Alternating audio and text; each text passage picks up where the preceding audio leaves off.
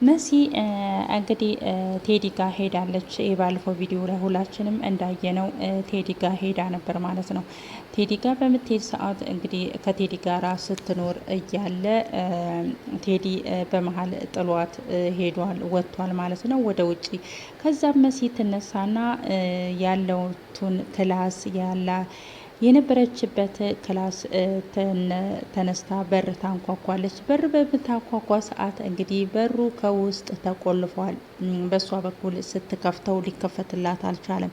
እዚህ ቤት ውስጥ ሰው አለ እንዲህ እያለች በሩን ትቀጠቅጣለች። በምትቀጠቅጥ ሰዓት እንግዲህ ማንም ሰው ሊከፍትላትና ሊሰማት አልቻለም። እረ እዚህ ክላስ ውስጥ ማን ነው ያለው እያለች እንግዲህ ስትቀጠቅጥ ነበረ። መሲ ቆይ ጨለለች እንዴ? ኧረ ያሳስበኝ የመሲ ጤንነት ከመር። እናም እንግዲህ እሷም በሚከፍትላት ሰው ሲከፍትላት ስታጣ ወይኔ ቆይ ሰው የሌለበት ነው እንዴ ስቀጠቅጥ የነበረው እየቃዠው ነው ማለት ነው እንዴ ብላ ለራሷ ጥያቄ ሆኖባት ራሷን እየጠየቀች ነበረ። በዛን ሰዓት እንግዲህ የሚከፍትላት ሰው ስታጣ ተመልሳ እዛው ሶፋ ላይ ትቀመጣለች ማለት ነው። ሶፋ ላይ ተቀምጣ በጣም እየተጨናነቀች ነበረ። እንግዲህ ብቻዋን ነው ያለችው፣ ማንም የለም። ቴዲም አጠገቧ የለም ነበረ። በዛን ሰዓት እንግዲህ እሷ ተነስታ በህልሟም ይሁን በውኗም ይሁን እንግዲህ ትንሽም ጨልላም ይሁን አይታወቅምና በሩን እየቀጠቀጠች ክላሶቹን ተነስታ ስትቀጠቅጥ ነበረ። ራሷ መልሳ እንዲህ እየቃዠሁኝ ነው እንዲህ ምን እየሆንኩ ነው እያለች እንግዲህ ጥያቄ ሆኖባት ለራሷ ስታስብና ስታወራ ነበር ማለት ነው። ሰላም ሰላም፣ ውድ የቻናሌ ቤተሰቦች ተከታታዮች እንዴት ናችሁ? ልኝ ሰላም ናችሁ ወይ? በያላችሁበት ሰላማችሁ በዘት ብዘት ዘት ይበልልኝ። እኔ ሰላም ነኝ፣ እግዚአብሔር ይመስገን። ለዚህ ቻናል አዲስ የሆናችሁ ላይክ፣ ሰብስክራይብ በማድረግ ቤተሰብ የሆኑ ነባሮች ደግሞ ላይክ፣ ሼር፣ ኮሜንት አስተያየታችሁ እንደተለመደው እንዳይረሳ።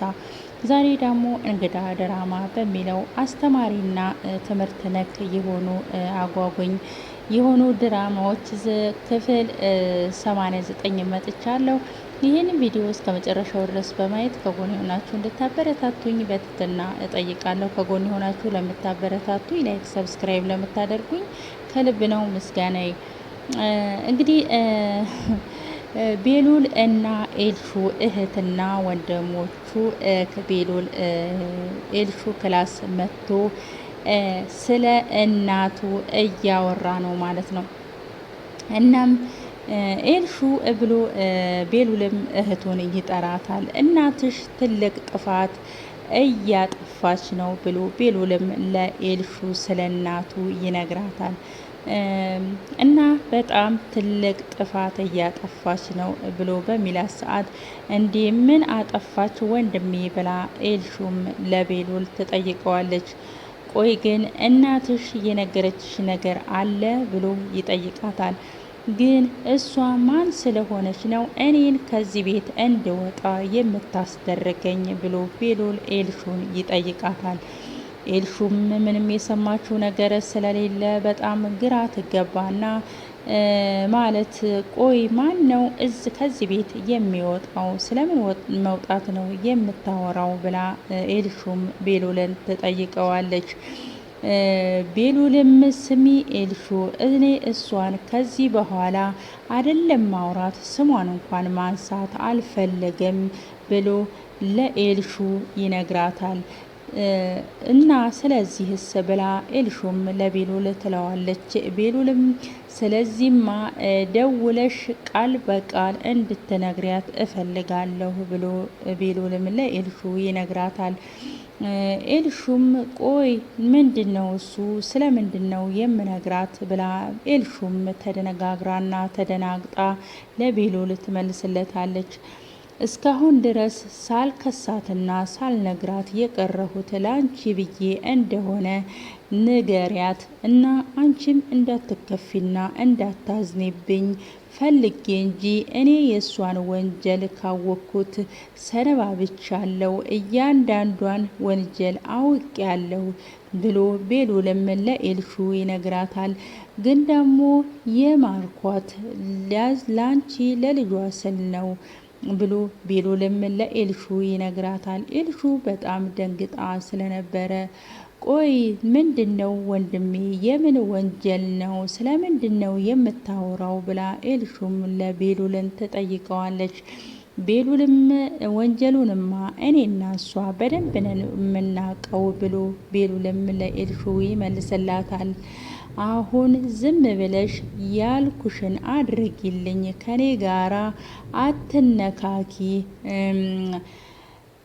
ኃይልሽን ለማሳየት ይሄን ያህል ርቀት መሄድ አይጠበቅብሽም በይና ነገሪያት ብሎ ቤሉልም ኤልሹን እናቱ ጋር ይልካታል። ኤልሹም ቆይ ቤሉል እናቴ ምን አድርጋህ ነው ብላ ትጠይቀዋለች። ስለምን ወንጀል ነው አትነግረኝም እንዴ ብላ ኤልሹም ቤሉልን ትጠይቀዋለች። ቤሉልም አልፋ የማትቀመጥ ከሆነ ወንጀሉን አይደለም ላንቺ ብቻ ይሄንን ክፉ ስራ አደባባይ እንዲወጣ ነው ማደርገው ብሎ ቤሉልም በጣም ተናዶ ስለነበረ ለኤልሹ ይነግራታል። ኤልሹም ትደነግጣለች። ድንጋጤዋ እንደቀጠለ ነው። እንዴ ብላ ለቤሉል ትለዋለች። ቤሉልም እንዴ ምንድን ነው እሱ የምትይው? እንዴ ማለት ምንድን ነው? የእናትሽን ጉድ እኮ ድፍረቷ አልፎ ከድፍረቷ አልፎ ከገዛ ቤቴ እንድወጣ ትፈልጋለች።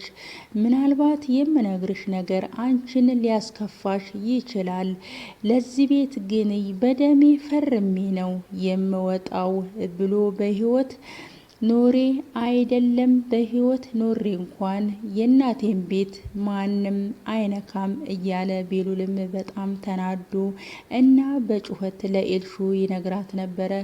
ኤልሹም ተደናግጣለች። ምን ነው በጣም እናቴ አበዛህ፣ ምንድነው እሱ ለሞተች እናት እንደዚህ መሆን እያለች ለራሷ እያወራች ነበረ። ገባኝ ወንድሜ፣ እያንዳንዱን ነገር ልነግርልሃለሁ፣ አንተ ምንም ነገር አታስብ በማለት ኤልሹም በነገራት ነገር ተስማምታ ቃል ትገባለታለች። ቤሉልም እሺ ይቅርታ ተናድጄ ስለነበረ ነው፣ አንቺንም አስጨነኩሽ አይደለ፣ እወድሻለሁ እህቴ በማለት እሱም ከእንደገና ኤልሹን ይቅርታ ይጠይቃታል። ምንም ነገር ቢመጣ አንቺን አልክድሽም በማለት ቤሉልም ኤልሹን ይቅርታ ደጋግሞ ይጠይቃታል። ኤልሹም ቆይ ምንድነው እሱ የምትለው? እናታችን አይደለችም እንዴ ብላ ኤልሹም ቤሉልን ትጠይቀዋለች። እረ በጭራሽ እንደዚህ አይደለም ብሎ ቤሉልም ወደ ራሱ ተመልሶ ከእንደገና ኤልሹን ይቅርታ ይጠይቃት ነበረ። ቆይ ግን ምንድነው እሱ የምትለው? እኔ በጣም ነው ይህንን ቃል የምፈራው በማለት ኤልሹም እየተሸማቀቀችና እየፈራች ለቤሉል ትነግረው ነበረ። ቆይ ማለቴ ምንድነው እሱ? እኔ ይሄ ቃላት ምንም ነገር ደስ አላለኝም፣ የሆነ ነገር እየተፈጠረ ነው የሚመስለኝ ብላ ኤልሹም ቤሉልን ትጠይቀዋለች። ቆይ ወንድሜ የሆነ ነገር ተፈጥሮ የደበከኝ አይደለም አደል ብላ ኤልሹም ቤሉልን ትጠይቀዋለች። ቤሉልም በጭራሽ ምንም ነገር አልደበኩሽም ብሎ ይመልስላታል። ኤልሹም እሺ ወንድሜ አምነሃለው በማለት በዚሁ ይሰናበታሉ እህትና ወንድሞቹ። እንግዲህ ኤልሹ በጣም ውስጧ እየፈራ ነው። ቤሉልም እህቱ እንዳልሆነች እሱም ጠንቅቆ አውቋል። አዶን እና ጆን እንግዲህ ጆን አዶንን ሲፈልገው ነበር እና አሁን ከጆን ጋር ተገናኝተው አዶንም ጆንን ለምንድን ነው የፈለከኝ? ቆይ ከእናቴ ጋር ልታገናኘኝ ነው እንዴ ብሎ አዶን ጆንን ይጠይቀዋል። እንግዲህ መጃጃልህን ተውና ዝም በል። ቆይ ግን እኔን የምትሸውደኝ ይመስልሃል እንዴ ብሎ ጆንም ኮስተር ብሎ ለአዶን ይመልስለታል። አዶንም ቆይ ማለት አልገባኝም፣ ግን ቆይ እናቴ የት ናች ብሎ አዶንም ጆንን ይጠይቀዋል። ጆንም አንተ ወደዛ አናተን ብዬ እንዳልገላግልህ እኔ ላይ አትጫወትብኝ፣ እሺ ስነ ስርዓትህን ያዝ በማለት ጆንም ኮስተር ብሎ ለአዶን ይመልስለታል። እንኳን ረሳሁ ብሎ የሚጃጃልና የዝንብ ጠንጋራ እራሱ አቃለው እና አታጃጅለኝ በማለት ጆንም አዶንን ይቆጣዋል። አዶንም እሺ በቃ ለምን ፈለከኝ ብሎ መልስም ሳይመልስለት ጥያቄውን እንዲመልስለት ይነግረዋል። ጆንም አዎ ጎበዝ እኔም እንዲህ እንድትሆን ነው የምፈልገው እሺ ብሎ ጆንም አዶንን ይነግረዋል። የውልህ ነገሩ እንዴት መሰለህ ለዛ እንከፍ አብሮህ ለሚኖረው ፋይል ሰጥቼው ነበረ ብሎ ጆንም አዶንን ይጠይቀዋል። አዶንም ለማን ነው ለቤሉል ነው ብሎ ይመልስለታል። አዎ ለሱ ብሎ ጆንም ለአዶን ይመልስለታል። አዶንም እና ካዲያ ምንድን ነው ብሎ ጆንን ይጠይቀዋል። ጆንም እናማ ለፋይሉ ምንም አይነት ምላሽ አልሰጠኝም፣ ስለዚህ ነገሩን ወደ አንተ ባዞረውስ ብሎ ጆንም አዶንን ይጠይቀዋል። አዶንም እኔ አልገባኝም በማለት ይመልስለታል። ቆይ ለምንድን ነው የማይገባህ? ደደብ ነገር ነህ እንዲህ ብሎ ጭንቅላቱን በእጁ እየመታ ጆንም ለአዶን ይመልስለታል። አዶንም በአንተ አይን ስታይ አዎ በማለት አዶንም ይመልስለታል። ጆን ይሄን ጊዜ ከት ብሎ ይስቃል። እረ መላላጥ አንተ ልጅ ግን እንደ ዶሮ 12 ቦታ እንዳልገነጣጥልህ በማለት ጆንም አዶንን ያስፈራረዋል። አዶንም መለፍለፉ ይቆይህና ወደ ቁም ነገሩ ግባ በማለት ጆንን ይጠይቀዋል። ቆይ ስማ ወንጀሎቹን ማጋለጥ ትፈልግ የለህ በማለት ጆንን አዶንን ይጠይቀዋል። ግን የሰጠውህን ሽጉጥ የት አደረከው በማለት ጆን አዶንን ይጠይቀዋል። ቆይ ግን እኔ እስካሁን ድረስ የሞት ዜና ምንም አይነት ነገር አልሰማሁም በማለት ጆንም አዶንን ይጠይቀዋል። ቆይ ወይስ ትራስ እያሞቀ ነው በማለት ጆንን አዶንን ይጠይቀዋል።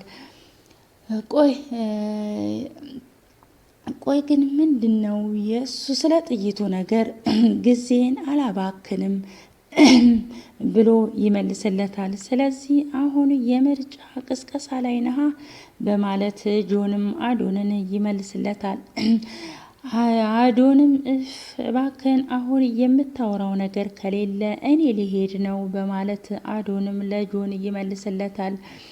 የማወራውንማ ነገርኩህ እኮ ወንጀለኞችን አብረን እናጋልጥ እጄ ላይ ብዙ መረጃ አለኝ በማለት ጆንም አዶንን ይጠይቀዋል። አዶንም ምን አይነት መረጃ ብሎ ይመልስለታል።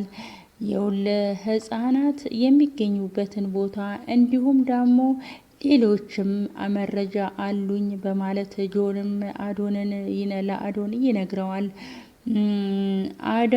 አዶንም ህፃናት በየስንት ቀን እንደሚቀየሩ ታውቃለህ በማለት ይመልስለታል። ጆንም አላቅም ብሎ ለአዶን ይነግረዋል። ህፃናት ከዛ በላይ አገር ውስጥ የሚያቆያቸው እስከሆነ ብሎ አዶንን ለጆን ይጠይቀዋል። እኔ እሱን አላቅም በማለት ጆንም ለአዶን ይመልስለታል። አዶንም እኔ ግን እሱን እያንዳንዱን አውቃለሁ፣ ስለዚህ እኔ ከአንተ ጋራ መግጠም አያስፈልገኝም፣ ሁሉንም ነገር በራሴ አደርገዋለሁ በማለት አዶንም ለጆን ይነግረዋል። ጆንም ሲጀመር አንተ የሆነ ንቀት አለብህ ብሎ ጆንም ይናደድበታል። ሲጀመር አንተም ቢሆን የሆነ ነገር ሳትፈልግ ይህንን ነገር እንስራ ብለህ አላልከኝም ብሎ አዶንም ለጆን ይነግረዋል። ጆንም እሺ በቃ እንደፈለግ አንተና ቤሉል ተብዬው የሆናችሁ ጅሎች ናችሁ በማለት ጆንም አዶንን ይሰድበዋል።